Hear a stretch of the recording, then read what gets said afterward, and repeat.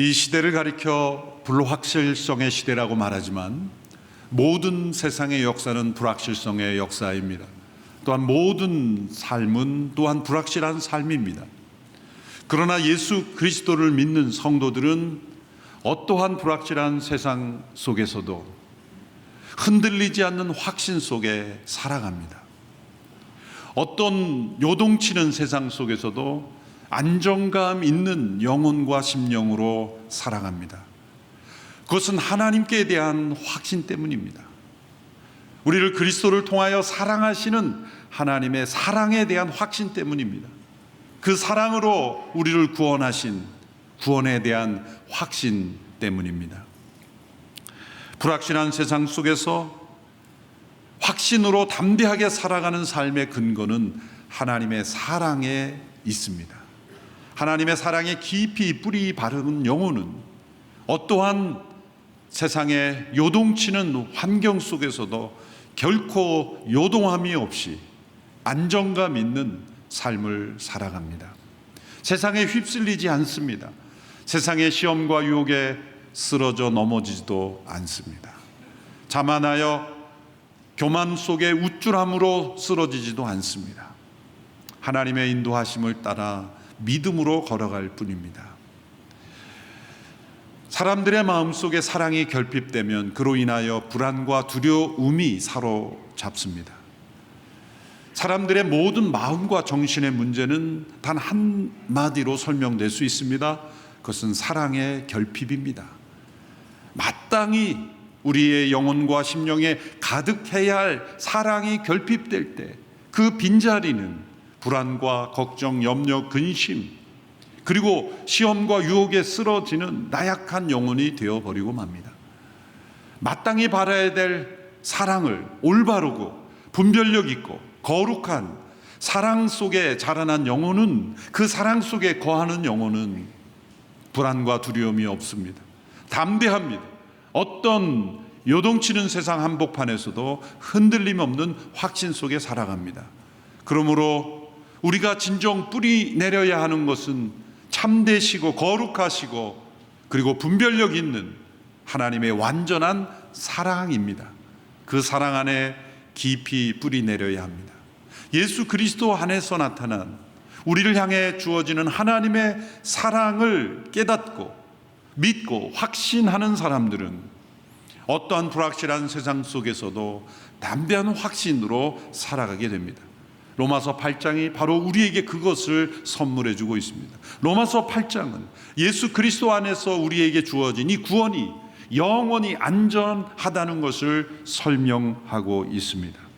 우리가 예수님을 믿을 때 받는 이 구원은 우리를 의롭다 하시는 구원이며 또한 우리를 거룩해 하시는 구원이며 그리고 우리를 영화롭게 하시는 구원입니다. 하나님께서 우리에게 허락하시는 구원은 완전한 구원이며 영원한 구원입니다. 우리를 미리 아시고 또한 미리 정하시고 미리 정하신 자를 부르시고 부르신 자를 의롭다 하시고 의롭다 하신 자를 영화롭게 하시는 이 하나님의 구원 계획은 연결되어 있습니다. 지난주 우리가 함께 살펴본 이 하나님의 구원 계획은 서로 거룩한 사슬처럼 연결되어 있습니다. 미리 아신 하나님께서 그 미리 아신 바 된 자를 정하시고 부르시고 의롭다 하시고 영광스럽게 하신다. 이 모든 구원의 사실이 절대로 끊어지지 않는다는 겁니다. 창세전에 우리를 아시고 택하신 하나님께서 장차 오실 그리스도의 영광의 날에 이르도록 우리를 결코 포기하지 아니하시고 반드시 우리를 그리스도 안에서 거룩해 하시며 영광스럽게 하신다라는 겁니다.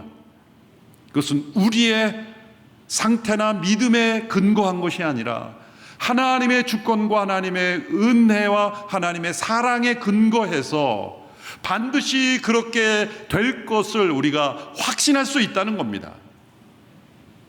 하나님의 사랑 때문입니다. 로마서 8장의 마지막 구절은 우리를 향하여 베풀어진 하나님의 사랑에서 누구도 끊을 수 없다, 무엇도 끊을 수 없다고 말합니다. 우리를 향한 하나님의 사랑은 끊을 수 없는 사랑입니다. 오늘 본문 8장 39절 제일 마지막 후반부를 함께 읽겠습니다. 시작. 그리스도 예수 우리 주 안에 있는 하나님의 사랑에서 우리를 끊을 수 없습니다. 로마서 8장 1절은 그리스도 예수 안에 있는 자에게 결코 정죄함이 없다고 시작했습니다. 결코 정죄함이 없다. No condemnation. 정죄가 없다. 그리고 마지막 구절은 결코 끊을 수 없다. No separation. 결코 끊어지지 않는 사랑. 이 사랑이 바로 그리스도 예수 안에 있는 하나님의 사랑이며, 이 사랑을 우리가 깨닫고 믿고 그리고 그 사랑 안에 거할 때 우리의 삶은 이 세상에서 찾아볼 수 없는 확신 가운데 거하는 삶이요 승리하는 삶이 될 것이라는 겁니다. 왜 예수 그리스도를 통해 나타난 하나님의 사랑이 끊을 수 없는 사랑인가? 첫째로 예수 그리스도 안에서 우리를 완전히 용서하시는 사랑이기 때문입니다. 31절에서 34절까지 세 가지 질문을 연속하여 던지고 있습니다. 31절, 33절, 34절에 나오는 질문들을 우리 같이 함께 읽어보겠습니다. 시작.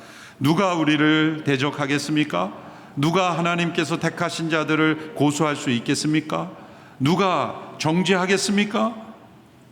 이 세 가지 질문은 대답을 기대하는 것이 아닙니다. 31절의 마지막에 보면 누가 무슨 말로 대답할 것입니까? 대답할 수 없다는 겁니다. 대답을 기대하는 질문이 아니라 확신을 강조하는 질문이죠. 누가 대적하겠습니까? 누가 고소하겠습니까? 누가 정죄하겠습니까? 아무도 정죄할 수 없고 고소할 수 없고 대적할 수 없다. 왜냐하면 그리스도 안에서 베풀어진 하나님의 사랑은 완전한 용서의 사랑이기 때문이다. 하나님이 우리를 사랑하신 것은 우리를 창조하심으로부터 우리를 사랑하셨습니다. 우리가 이 땅에 존재하게 된 이유, 그것은 사랑 때문입니다. 만물을 창조하신 이유도 하나님의 사랑 때문이요, 그 중에 인간을 창조하신 것도 하나님의 사랑 때문입니다. 만물을 창조하시고 하나님은 좋았더라 말씀하셨고, 인간을 창조하신 이유는 심히 좋았더라 말씀하셨습니다. 심이라는 것은 흘러넘친다라는 의미를 포함하고 있습니다. 흘러넘치는 하나님의 사랑을 위하여 만물이 존재하게 되었고, 그중 인간은 심히 좋은 대상입니다. 그것은 하나님의 형상대로 자유의지를 가진 존재로, 완전한 자유를 가진 존재로 창조하셨기에 하나님은 심히 좋아하셨습니다. 하나님 우리를 사랑하시기에 우리에게 자유를 주신 겁니다. 심지어 그 자유로 하나님을 배반하고 대적할 수 있는 가능성이 있음에도 불구하고 하나님은 우리에게 자유를 주시는 사랑을 베푸신 겁니다. 참된 사랑은 그 사랑의 대상을 자유롭게 해주며 그 사랑이 바로 우리를 존재하게 한 것입니다. 하나님은 하나님을 그 자유로 배신한 인간을 버리지 아니하심으로 또한 사랑하셨습니다. 하나님을 배신하고 타락한 인간을 포기하지 아니었습니다. 성경의 역사는 하나님을 배신한 인간을 하나님이 버리지 아니하시고 추적하시고 붙드시고 구원하시기 위해 일으키신 하나님의 역사입니다. 인간의 어떤 배반과 타락도 하나님의 사랑보다 크지 않다라는 것을 보여주는 역사입니다. 또한 하나님께서는 우리 타락한 인간을 구원하기 위하여 성육신 하심으로 사랑하셨습니다. 하나님은 저 높은 하늘에서 내가 너희를 사랑한다라는 말씀만 하지 않으셨습니다.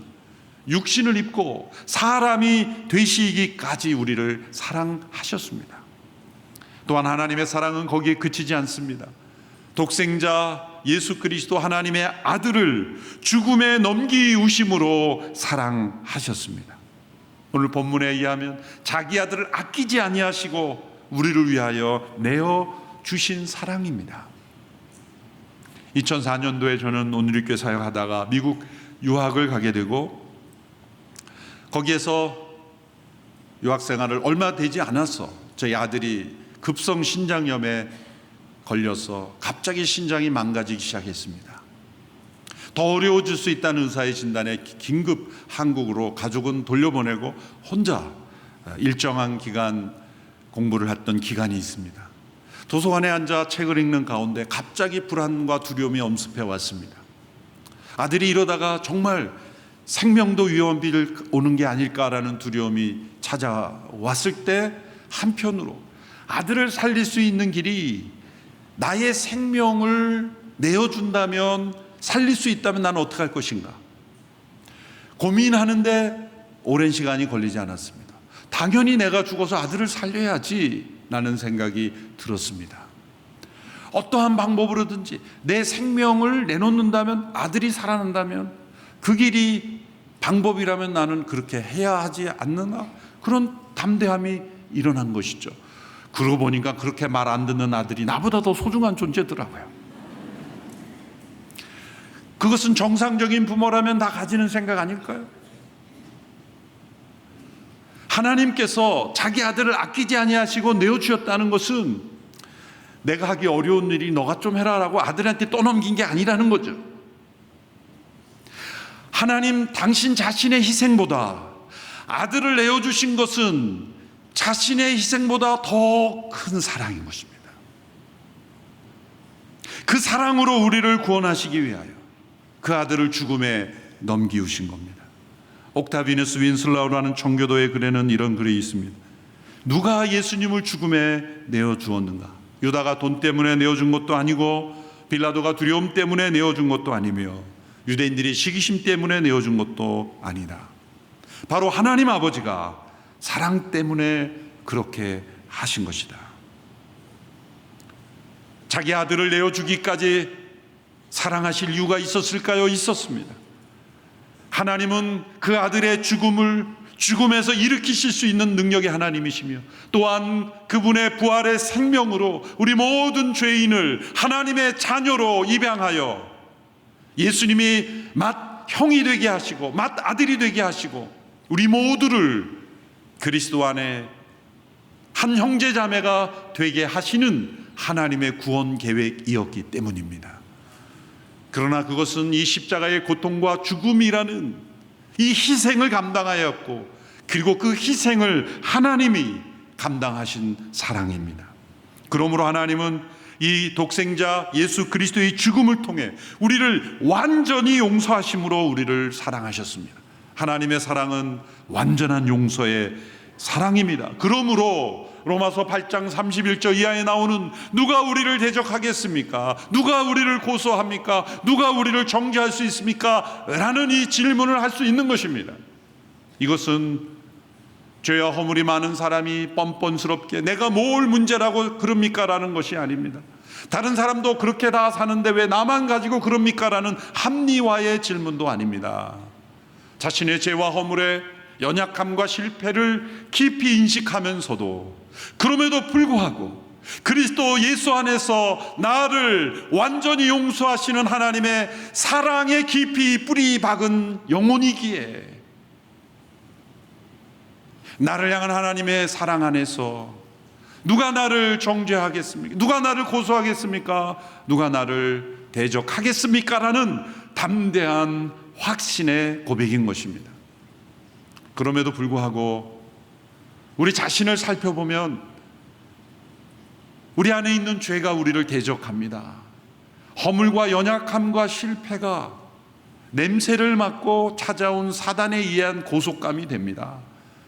사단은 어디서 냄새를 맡았는지, 내가 실패하고 또 죄와 허물 가운데 있으면 찾아와서 속삭입니다. 내가 너 그럴 줄 알았어. 예수 믿는다고 그렇게 교회 다닐 때부터 내가 알아봤어. 넌 그럴 사람이 아니잖아. 너가 그러고도 어떻게 하나님의 자녀라고 말할 수 있어? 내가 그러고도 복음을 전한다고 말할 수 있어? 세상에 소금과 빛이 되십시오라고 예배 시간에 잘도 인사하더니만 너는 그런 사람이 아니라는 걸 내가 알았어. 이제 너 또 그러면서 또 예배 강에 가서 인사할 거야? 차라리 안 하는 게 양심적이지 않아? 그러면서 양심을 가책을 주면서 너는 그렇게 살았지 않아도 돼. 괜히 말만 하고 행동에 따르지 못하면 뭐하러 예배당에 가서 예배드리고 예수 믿는다고 말하니? 그런 고소들이 밀려올 때 어떤 사람들은 그래, 그렇지. 내가 양심이 있다면 내가 예수 믿는다고 말하지 않는 편이 나을 거야. 그러면서 그럴 바에는 내가 예배당에 안 가는 게 더 양심적이지. 내가 좀 의로워지면 예배당에 갈 수 있겠어. 내가 좀 더 거룩해지면 내가 그때 나가는 게 맞지 않겠어? 라고 하면서 이 사단의 고소와 정죄에 무너져서 지금도 예배 자리에 나오지 않는 영혼이 있을지 모릅니다. 어쩌면 자기 자신의 의로움에 합당하지 못해서 차라리 나는 그냥 예수 안 믿는 사처럼 살아가고 속으로만 믿는다고 하는 게 나을 거야 라고 생각하는 그런 불가지런 자처럼 살아가는 것이 양심적이라고 느끼는 분도 있을지 모르겠어요. 또 어떤 분은 지나치게 자기에게 엄격해서 이렇게 생각하는 분도 있습니다. 내가 성경도 한번 완독하지 못했는데 어떻게 예배에 나갈 수 있어? 성경 안 읽고 나오는 많은 분들을 부끄럽게 하는 말이죠. 그러나 진정 그게 의로운 삶일까요? 이렇게 다양한 고소와 고발과 정죄가 사단을 통해서 들어오고 우리의 연약해지고 타락한 양심이 동조하게 합니다. 그러나 그 모든 것을 무너뜨리고 담대하게 우리가 하나님 앞에 나갈 수 있는 이유가 무엇입니까? 누가 나를 대적하겠습니까? 누가 나를 고소하겠습니까? 누가 나를 정죄하겠습니까? 라고 말할 수 있는 이유는 얼굴이 두꺼워서가 아닙니다. 우리를 완전히 용서하신 하나님의 사랑 때문입니다. 그 사랑을 알고 믿고 그 사랑 안에 거하는 이유 그 한 가지 때문에 우리는 이렇게 담대하게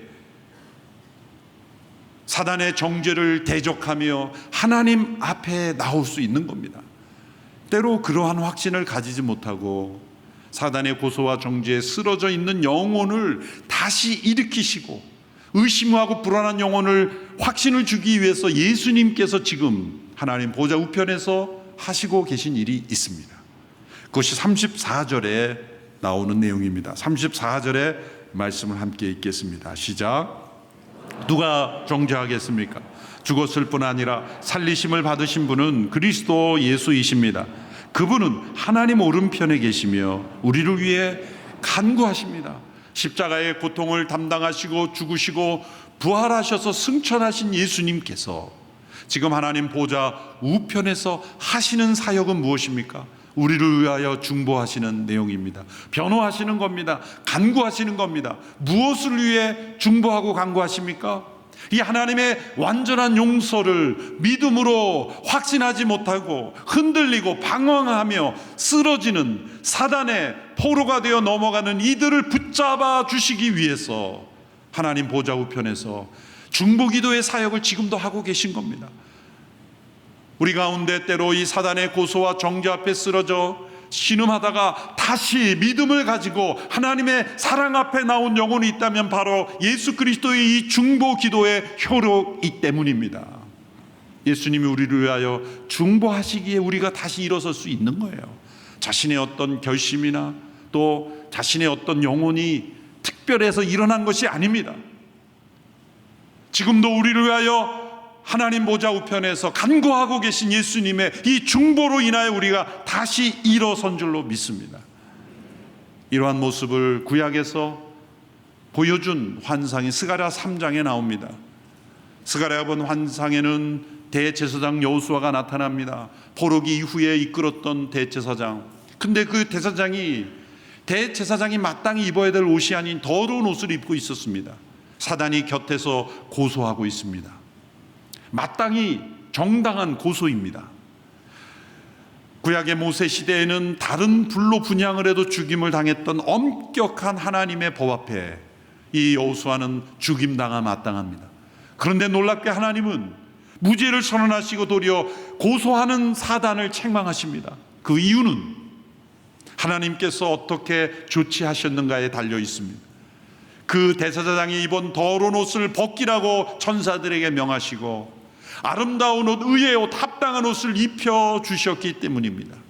이것은 그리스도의 십자가 앞에서 하나님께서 우리에 대한 모든 사단의 고소와 대적을 무력화시키고 그리고 완전하게 우리를 보호하시는 이유를 설명해 주는 것입니다. 우리가 죄가 없어서가 아니라 우리의 옛사람의 모든 더러운 옷을 그리스도의 십자가로 벗겨주시고 그리고 그리스도의 의의 옷, 정결한 옷을 다시 입혀주시기 때문입니다. 그러므로 하나님께서 그리스도의 십자가를 통해 우리에게 베푸신 이 사랑 때문에 사단의 어떤 고소와 고발, 지옥의 모든 사력들도 우리를 무너뜨릴 수 없다는 겁니다. 괜히 양심적인 척 하면서 사단 편 가지 마십시오. 괜히 도덕적으로 의로운 척 사단 편에서 자신을 무너뜨리지 마십시오. 우리를 향한 하나님의 사랑에 깊이 뿌리내려 하나님의 사랑을 믿음으로 모든 고소와 정죄로부터 벗어나십시오. 완전한 용서를 신뢰할 때 우리는 진정 자유로울 수 있는 것입니다. 우리 자신이 보는 시각이 아니라, 다른 사람이 보는 시각이 아니라 하나님께서 예수님을 통해 보는 시각으로 우리를 바라볼 때, 하나님께서 대제사장에 보는 시각을 율법이나 세상의 시각이나 자신의 시각이 아니라 예수 그리스도를 통하여 바라보셨듯이 우리 자신을 하나님의 시각으로 받아들이므로 우리를 그리스도 안에서 거룩하고 의롭다 하시고, 그리고 장차 영광스럽게 하실 하나님의 약속을 믿음으로 바라보며 하나님의 사랑 안에 깊이 빠져들어가게 되기를 바랍니다. 하나님의 완전한 용서가 우리의 영혼을 살리며 거룩게 하시며 또한 우리를 영화롭게 하실 것이기 때문입니다. 이 사랑은 끊을 수 없는 사랑이라는 겁니다. 두 번째로, 왜 예수 그리스도를 통해 나타난 하나님의 사랑이 끊을 수 없는 사랑입니까? 예수 그리스도 안에서 어떤 고난도 넉넉히 이기게 하시는 사랑이기 때문입니다. 오늘 본문 35절에서 38절의 말씀을 함께 읽겠습니다. 시작. 누가 우리를 그리스도의 사랑에서 끊을 수 있겠습니까? 환난이나 곤고나 핍박이나 배고픔이나 헐벗음이나 위험이나 칼이겠습니까? 기록되기를 우리가 종일 주를 위해 죽임을 당하며 도살할 양같이 여김을 받았다라고 한 것과 같습니다. 그러나 이 모든 일에 우리를 사랑하시는 분으로 인해 우리가 넉넉히 이깁니다.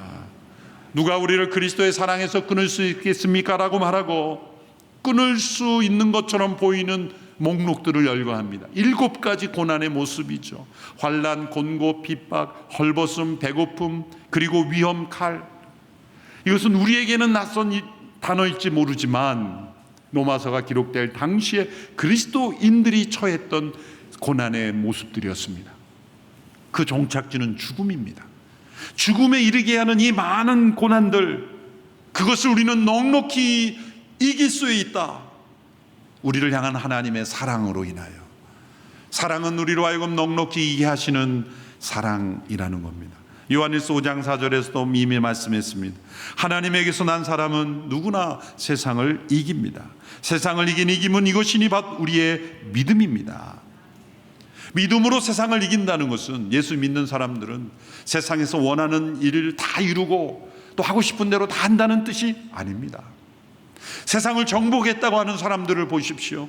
세상을 정복한 것이 아니라 실상은 세상에 의해 그들이 정복당한 것입니다.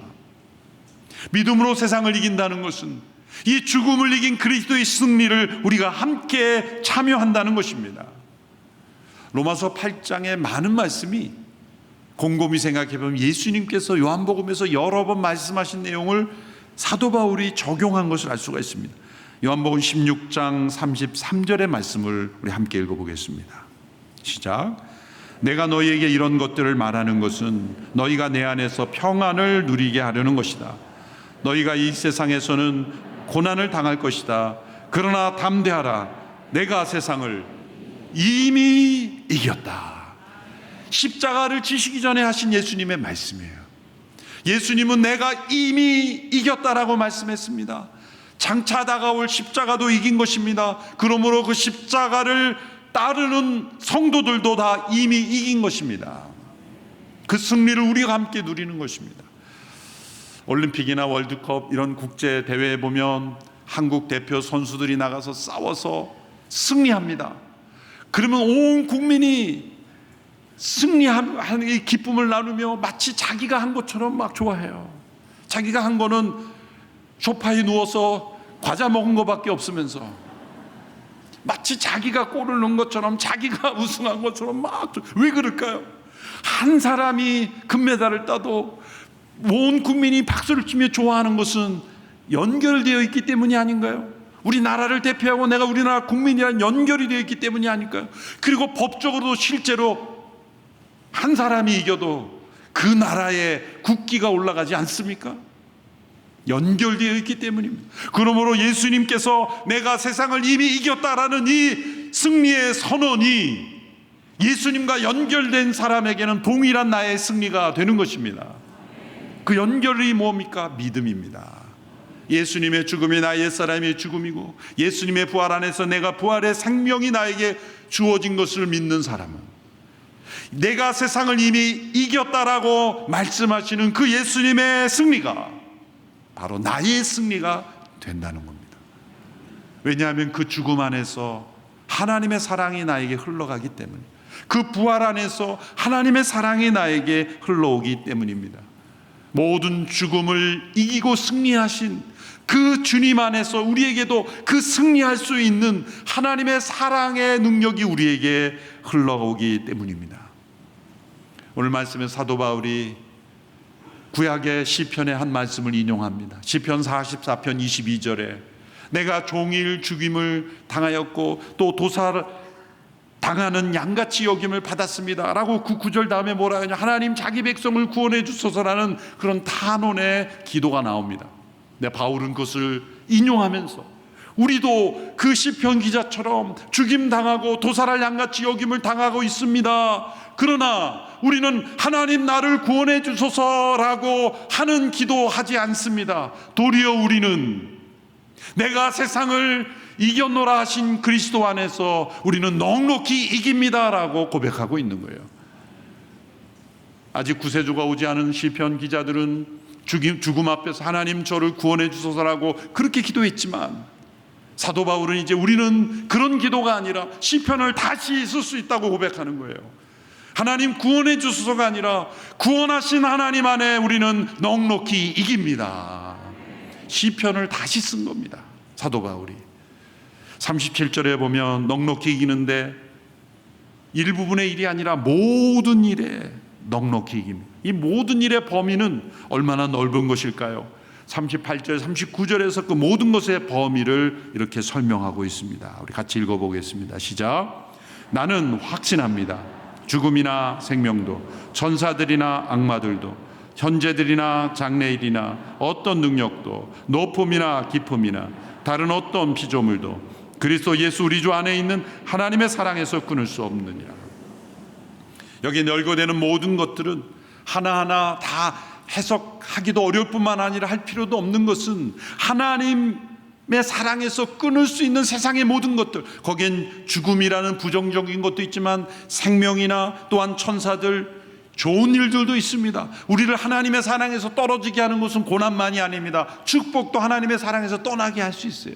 최초의 타락은 에덴 동산은 축복의 동산이었습니다. 광야가 아니라 은혜의 동산에서 타락한 겁니다. 우리에게 주어지는 나쁜 일만이 아닙니다. 우리에게 주어지는 좋은 일도 우리를 하나님의 사랑에서 끊어낼 수 있습니다. 그러므로 좋은 일이나 나쁜 일이나 천사들이나 악마들이나 그 모든 일들도, 여기서 왜 천사 악마 그래요? 악마는 당연히 우리를 하나님의 사랑에서 끊는 건데, 천사도요, 천사 한번 본 사람이 내가 본 천사 그러면서 전 세계 돌아다니면서 자랑하다가 하나님으로부터 멀어져요. 그러니까 모든 것도 우리를 하나님의 사랑에서 끊는데 우리가 그렇게 될 수 있다는 겁니다.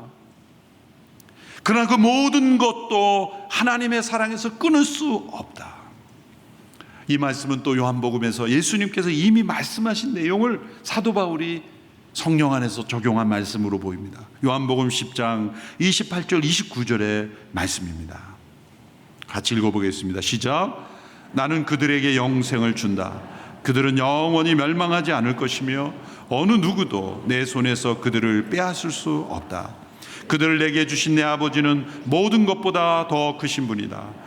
어느 누구도 그들을 내 아버지 손에서 빼앗을 수 없다. 내 손에서 그들을 빼앗을 수 없다. 내 아버지의 손에서 빼앗을 수 없다. 끊을 수 없다. 그 아버지의 손은 자기 아들을 아끼지 아니하여 내어주신 사랑의 손입니다. 그리스도의 손은 우리를 대신하여 십자가에 못 박히신 희생의 손입니다. 지금도 우리를 위하여 하나님 보좌 우편에서 중보하고 계신 기도의 손입니다. 그분의 손은 전능하며 그분의 손은 선하며 그분의 손은 우리를 영원히 보호하시는 능력의 손입니다. 그러므로 이 아버지의 손에서, 이 아버지의 아들의 그리스도의 손에서 우리를 빼앗을 수 없다. 여러분, 우리가 예수님을 믿는 것은 나의 선택이 아닙니다. 하나님의 부르심이며 그 부르심은 우리를 의롭게 하시며 영화롭게 하시며 영광스럽게 하실 것입니다. 우리는 그 손에 붙잡힌 겁니다. 그러므로 자꾸 그 손에서 빠져나가려고 발버둥 쳐봐야 본인만 피곤한 거예요. 빨리 포기하고 그 손에 안기십시오. 그 손의 사랑에 거하십시오. 그럴 때 우리의 삶은 어떤 불확실한 상황 속에서도 확신 가운데 거할 수 있습니다. 때로 우리의 인생에 죄와 허물과 실패와 연약함으로 무너져 갈 때 우리는 이 하나님의 사랑으로 들어가야 합니다. 우리를 완전히 용서하시는, 그리스도 안에서 완전히 용서하시는 하나님의 사랑에 풍덩 빠져야 합니다. 이 세상의 거친 풍파와 시험과 유혹과 거센 폭풍이 밀려올 때 우리는 이 죽음을 이기신 그리스도 안에서 모든 고난을 넉넉히 이기게 하시는 하나님의 사랑 안에 풍덩 빠져야 합니다. 이 하나님의 사랑 안에 거할 때 우리는 승리할 수 있기 때문입니다. 이 사랑 안에 깊이 거하고 살아가며 승리하는 우리 모두가 되기를 축원합니다. 기도하겠습니다. 하나님 아버지, 그리스도 안에서 우리를 사랑하신 그 사랑이 얼마나 놀라운 사랑인지, 얼마나 부요한 사랑인지, 얼마나 아름다운 사랑인지를 우리가 날마다 깨닫는 저희들이 되게 하여 주옵소서. 우리를 완전히 용서하신 그 사랑을 확신하게 하옵소서. 어떤 고난도 넉넉히 이기게 하시는 그 사랑을 확신하게 하옵소서. 예수님의 이름으로 기도하옵나이다. 아멘.